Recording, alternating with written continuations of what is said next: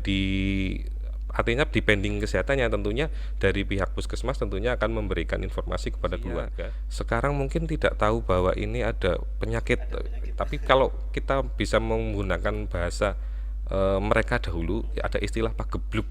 Jadi menjadi lansia itu suatu kepastian. Iya, keniscayaan.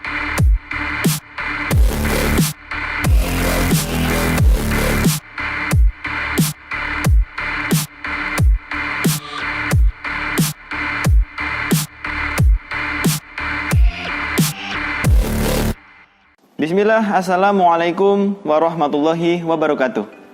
Kembali lagi bersama saya Agung Prayoga di e-podcast, edukasi podcast kesehatan. Pada kesempatan kali ini kita akan membahas seputar lansia di tengah pandemi COVID-19. Tentunya kami tidak sendiri, karena pada kesempatan kali ini kami sudah kedatangan narasumber. Sudah datang bersama kami Pak Hendri Tamarayuda. Selamat pagi Pak Hendri. Selamat pagi Mas Agung. Apa kabar Pak Hendri? Alhamdulillah sehat. Oke. Sehat Mas Agung? Alhamdulillah baik. Oke Pak Hendri, pada tanggal 29 Mei 2020 ini kita memperingati Hari Lansia Nasional. Nah, dengan adanya hal tersebut, jadi kita kan ketahui bersama bahwasanya lansia ini kan bisa dikatakan cukup riskan dalam artian dalam angka penularan. Nah, seperti itu. Kalau Pak Hendri sendiri, bagaimana cara memandang hari ini? Betul sekali Mas Agung. Jadi hari ini memang adalah Hari Lanjut Usia Nasional atau HLUN. Jadi tema yang diberikan dari pemerintah adalah negara hadir untuk lanjut usia. Dan tema secara kesehatan, keluarga sayang lansia, keluarga bahagia. Oke, betul. Dari data terakhir yang kita dapatkan dari Satgas Covid Nasional, ternyata jumlah lansia yang positif sedikit sebenarnya, 15% dari total 24.000 sekian dari total semua Indonesia. Tetapi angka kematiannya justru yang paling banyak. Justru paling tinggi dari lansia. 45% dari total seluruh kematian. Ini kenapa? Karena memang betul lansia itu memang rawan sekali, kelompok umur atau kelompok usia yang sangat rawan, terutama rawan terkena penyakit, rawan terkena hal yang tentunya membuat tubuh lansia itu terkena masalah begitu Mas Agung. Kalau melihat hal tersebut berarti kan ini perlu sekali adanya dukungan dari keluarga ya Pak? Betul sekali. Jadi memang ada beberapa kondisi di Indonesia, lansia itu satu lansia dengan keluarga. Yang kedua lansia yang tinggal di panti sosial.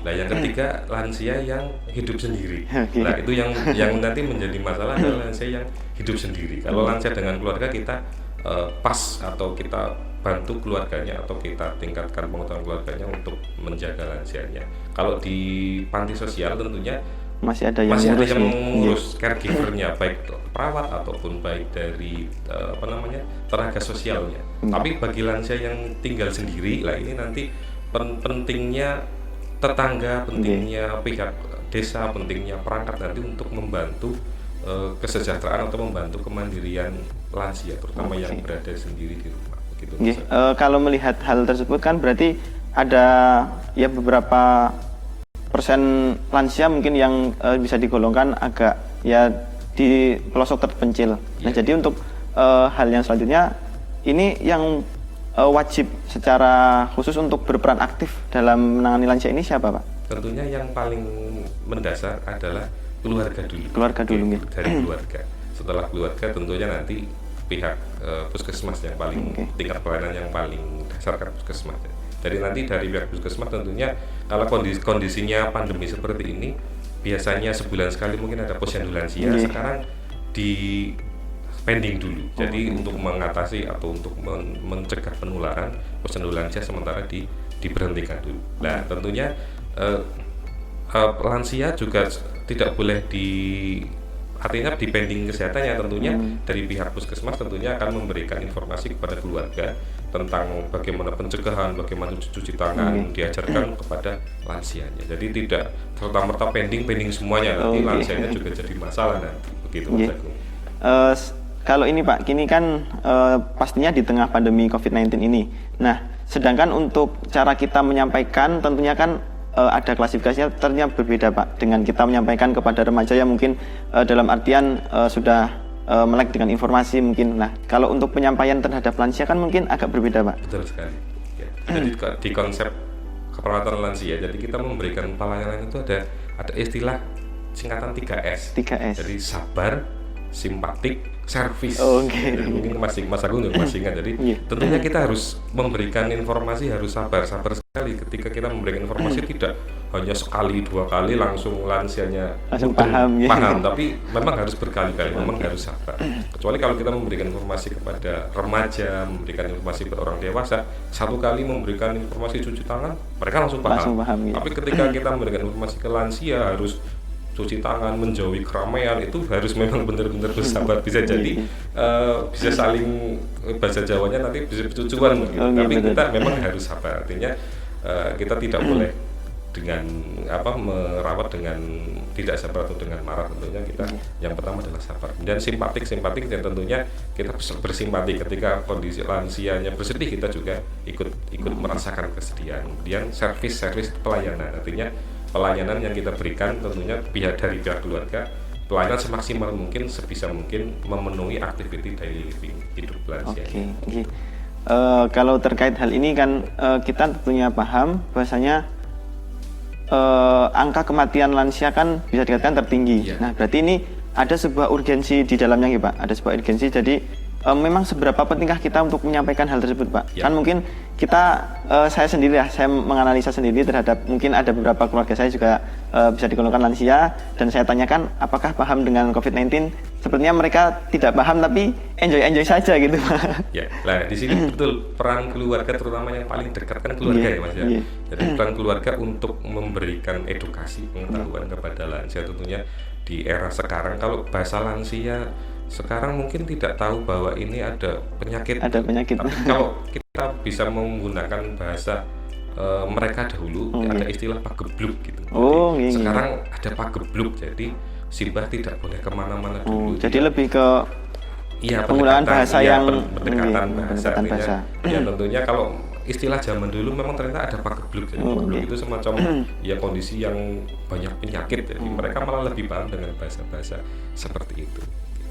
Kemudian dari keluarga tentunya ya harus menyampaikan tadi bagaimana memutus penularan. Tentunya yang pertama kita ajarkan edukasi dari pihak keluarga ke lansia, edukasi bagaimana personal hygiene ya, cuci tangan, kemudian menggunakan masker APD, kemudian diminta tidak boleh keluar rumah dulu, sementara tidak boleh keluar rumah dulu, kecuali memang kalau kondisi yang sangat urgent, tapi harus menggunakan APD, masker dan yang lainnya.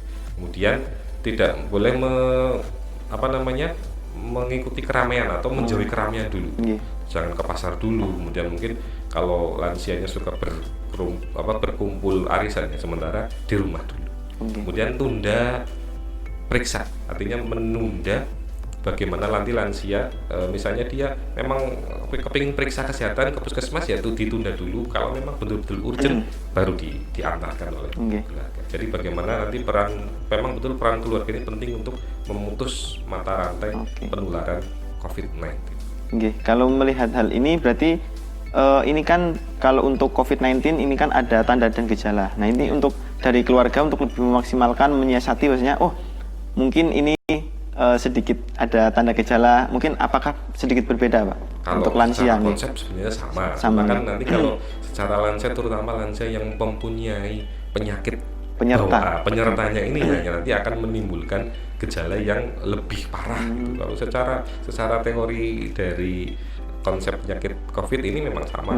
Batuk, panas, kemudian sesak sama, tapi nanti ketika lansia ada DM, ada penyakit asma, ada hipertensi, ini nanti lebih parah Mas. Jadi tadi ini memang betul peran keluarga kita dorong, kita pas. Makanya dari Kemenkes itu ada dari hari ulang tahun lansia ini ada banyak tagar, artinya jaga lansia, kemudian sayangi lansia, keluarga bahagia gitu. Kalau ini kan pastinya kita tahu Pak, untuk di kehidupan kita bermasyarakat tentunya kita masih ada budaya-budaya yang sifatnya mungkin agak kental, nanti untuk diingatkan itu agak susah. Nah kadang juga untuk lansia diingatkan kadang juga agak sedikit acuh gitu Pak.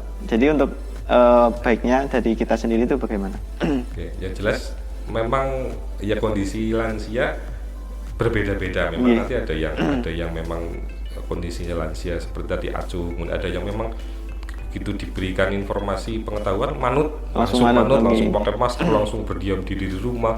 Kemudian mungkin olahraga juga di rumah, tidak boleh biasanya mungkin jalan-jalan setiap pagi ya di rumah aja gitu. Tapi memang ada yang kondisi yang tadi ngeyel misalnya. Ya tentunya dari pihak keluarga ya memberikan informasinya pelan-pelan. Tidak boleh langsung langsung dimarahi atau langsung dipotong. Oke. Ya, ini kan di hari tanggal 29 Mei 2020 ini kan sudah kita memperingati hari lanjut usia nasional. Ya. Kalau dari Pak Hendri sendiri apa yang sudah dilakukan untuk sampai ke sejauh ini mungkin dalam penanganan atau dalam hal apapun? Ya. Ya, tentunya dimulai dari keluarga sendiri. Di rumah ada orang tua yang sudah lansia, ada simbah juga ya, tentunya kita mulai dari keluarga diri sendiri, bagaimana mencegah terutama kondisi pandemi seperti ini. Keluarga saya ya jangan diminta untuk keluar rumah dulu. Kemudian kalau memang ada keluhan penyakit yang mungkin masih bisa diatasi, masih bisa ditahan ya jangan diperiksakan dulu. Artinya dengan kondisi pandemi seperti ini ya ditahan dulu untuk keluar rumah. Ya mungkin itu seputar untuk penanganan terhadap lansia. Jadi kuncinya adalah dimulai dari diri sendiri dan dimulai dari orang terdekat. Nanti kita menjadi role model, nanti akan bisa dicontoh untuk masyarakat lingkungan sekitar. Dan pentingnya juga untuk dukungan dari peran serta keluarga.